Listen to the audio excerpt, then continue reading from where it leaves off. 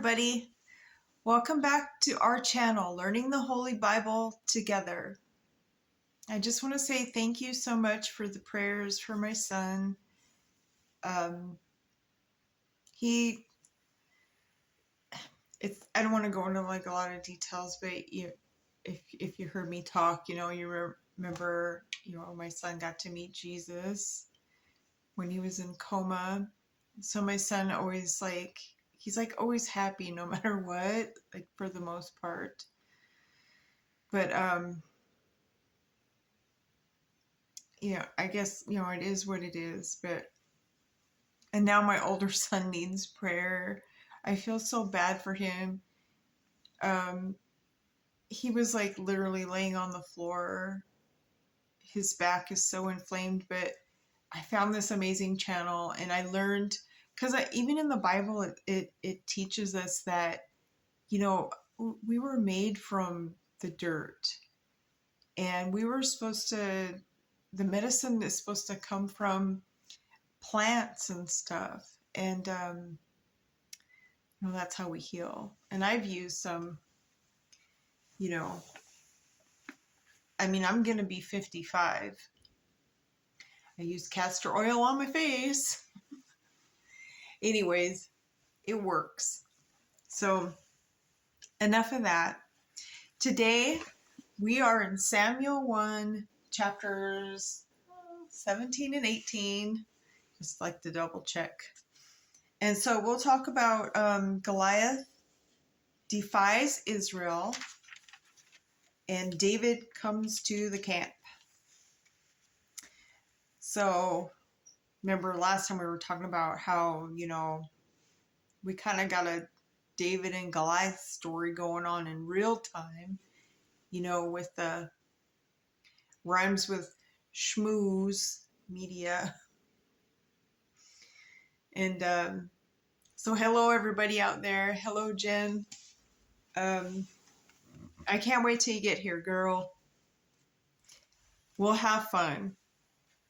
At least we'll, and we'll get in better shape. So anyways, let's go ahead and get started. And I hope everybody's having a good day so far.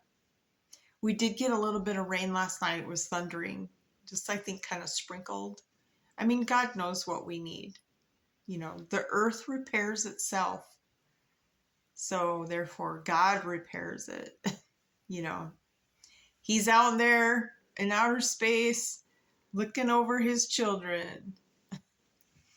All right, so let's get started. So Samuel 1, chapter 17. Now the Philistines gathered together their armies to battle, and were gathered together at Shoco, which belongeth to Judah, and pitched between Shoco and Azekah, and Damim. And Saul and the men of Israel were gathered together and pitched by the valley of Elah, and set the battle in array against the Philistines. And the Philistines stood on the mountain on the one side, and Israel stood on a mountain on the other side. Can you imagine that?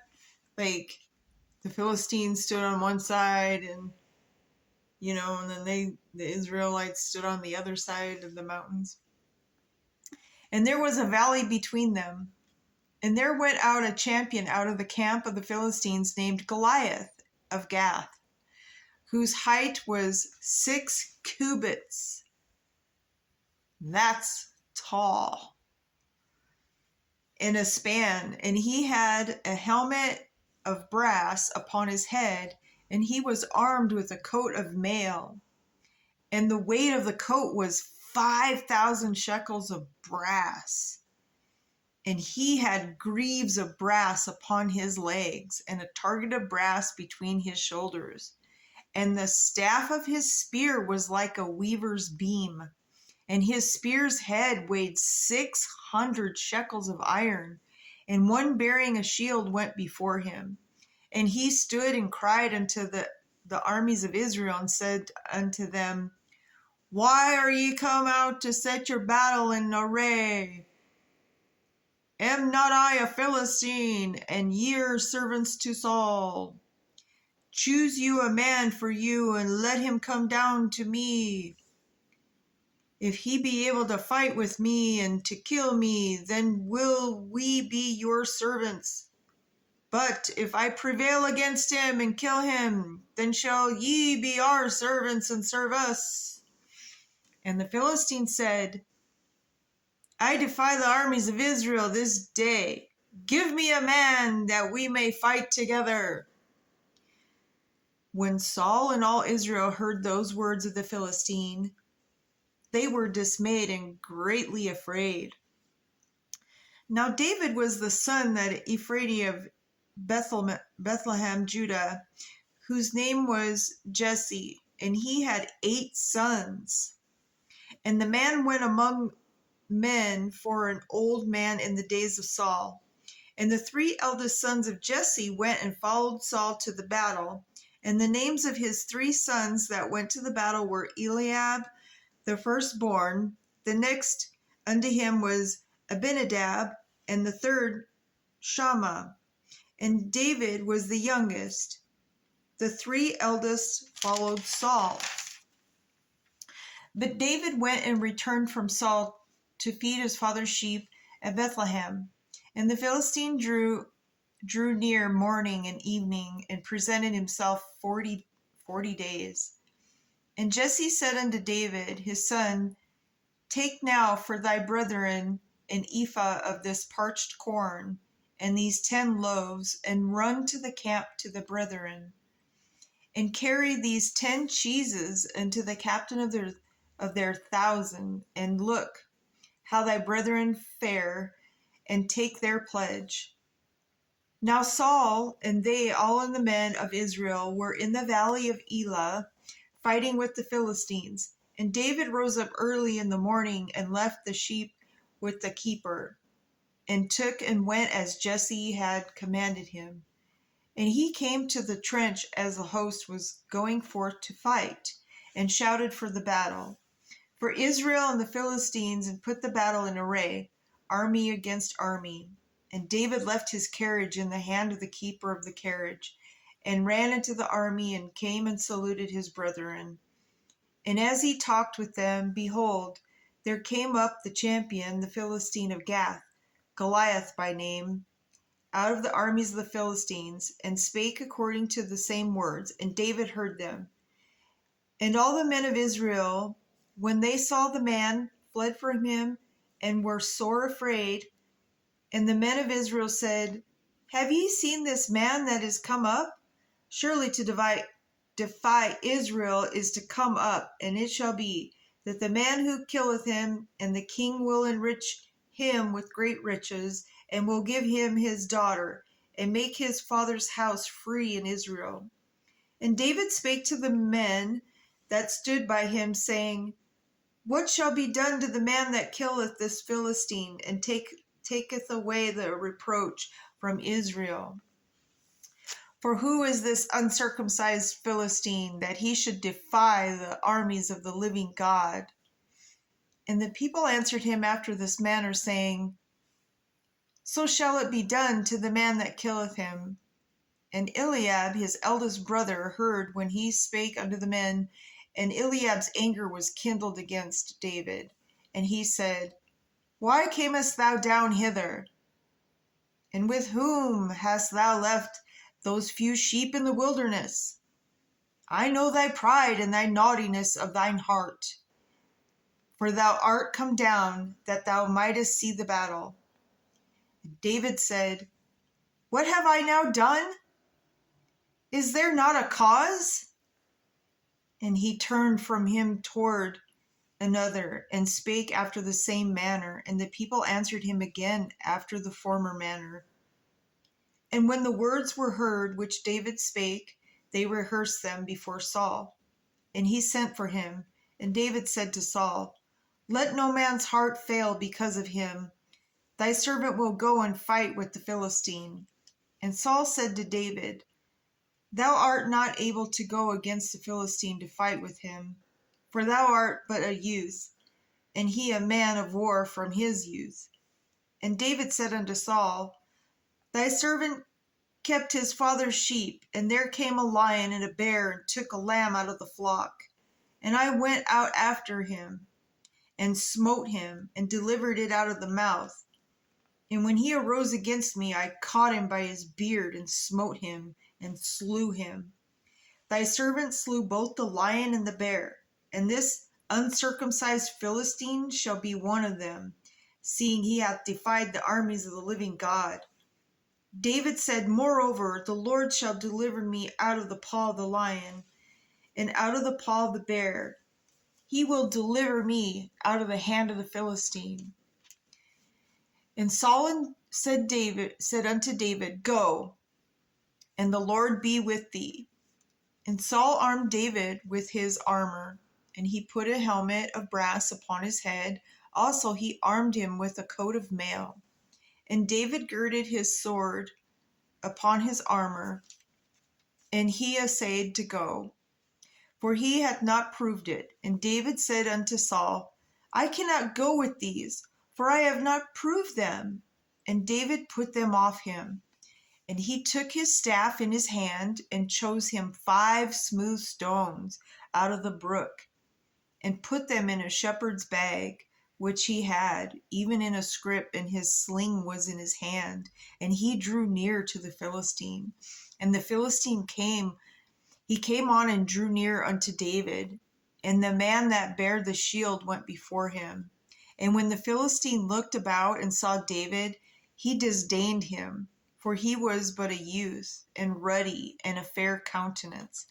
And the Philistine said unto David, Am I a dog, that thou comest to me with staves? Like he's staring him down. And the Philistine cursed David by his gods, which are demon gods. And the Philistine said to David, Come to me, and I will give thy flesh unto the fowls of the air, and to the beasts of the field. Then said David to the Philistine, Thou comest to me with the sword, and with the spear, and with the shield. But I come to thee in the name of the Lord of the host, the God of the armies of Israel, whom thou hast defied. This day will the Lord deliver thee into my hand, and I will smite thee, and take thine head from thee, and I will give the carcasses of the host of the Philistines this day unto the fowls of the air, and the wild beasts of the earth, that all the earth may know that there is a God in Israel. And all of this assembly shall know that the Lord saveth not with sword and spear, for the battle is the Lord's, and he will give you into our hands. And it came to pass, when the Philistine arose and came and drew nigh to meet David, and David hasted and ran toward the army to meet the Philistine, and David put his hand in his bag, and took thence a stone, and slang it, and smote the Philistine in his forehead, and the stone sunk into his forehead, and he fell upon his face to the earth. So David prevailed over the Philistine with the sling and with the stone, and smote the Philistine, and slew him. But there was no sword in the hand of David. Therefore David ran and stood upon the Philistine, and took his sword, and drew it out of the sheath thereof, and slew him, and cut off his head therewith. And when the Philistines saw their champion was dead, they fled. And the men of Israel and Judah arose and shouted, and pursued the Philistines until thou came to the valley and the gates of Ekron. And the wounded of the Philistines fell down by the way of Shaaraim, even unto Gath and unto Ekron. And the children of Israel returned from chasing after the Philistines, and they spoiled their tents. See, it's about having faith in Heavenly Father, that he's going to take care of the evil. He's going to take care of the evil ones. He already is. God is on the move. He just patiently waits for each and every one of us to come to him, and he uses us. He uses us to get things done. We just have to have faith in Heavenly Father. Just saying. And David took the head of the Philistine and brought it to Jerusalem, but he put the armor in his tent. And when Saul saw David go forth against the Philistine, he said unto Abner, the captain of the host, Abner, whose son is this youth? And Abner said, as thy soul liveth, O king, I cannot tell. And the king said, inquire thou those whose son the stripling is. And David returned from the slaughter of the Philistine. Abner took him and brought him before Saul with the head of the Philistine in his hand. And Saul said to him, whose son art thou, thou young man? And David answered, I am the son of the servant Jesse, the Bethlehemite. All right, so let's jump into 18. This is, I guess, where Saul gets jealous. So, and it came to pass, when he had made an end of speaking unto Saul, that the soul of Jonathan was knit with the soul of David, and Jonathan loved him as his own soul. And Saul took him that day and would let him go no more home to his father's house. Then Jonathan and David made a covenant because he loved him as his own soul. And Jonathan stripped himself of the robe that was upon him and gave it to David and his garments, even to his sword and to his bow and to his girdle. And David went out whithersoever Saul sent him, and behaved himself wisely. And Saul sent him over the men of war, and he was accepted in the sight of all the people, and also in the sight of Saul's servants. And it came to pass, as they came, when David was returned from the slaughter of the Philistine, that the women came out of all the cities of Israel, singing and dancing to meet King Saul, with tabrets, with joy, and with instruments of music. And the women answered one another as they played, and said, Saul hath slain his thousands, and David his 10,000s. And Saul was very wroth, and the saying displeased him. And he said, they have ascribed unto David 10,000s, and to me they have ascribed but thousands, and what can have more but the kingdom? And Saul eyed David from the day and forward. And it came to pass on the morrow that the evil spirit from God came upon Saul, and he prophesied in the midst of the house. See, when they say an evil spirit, uh, comes over Saul, and then he starts prophesying. So that's really from, remember we talked before, that there's seers and psychics, and some of them have a demon, and that's how they're able to, I don't know, they conjure up things, or they are able to, they say they're psychic. That's why we say the difference is, like, some of them are actually, like, they consider themselves witches, or they have like the black cauldrons and the skulls, and those are the evil ones. Just want you to know the difference. Okay. And so David played with his hand, as at other times there was a javelin in Saul's hand.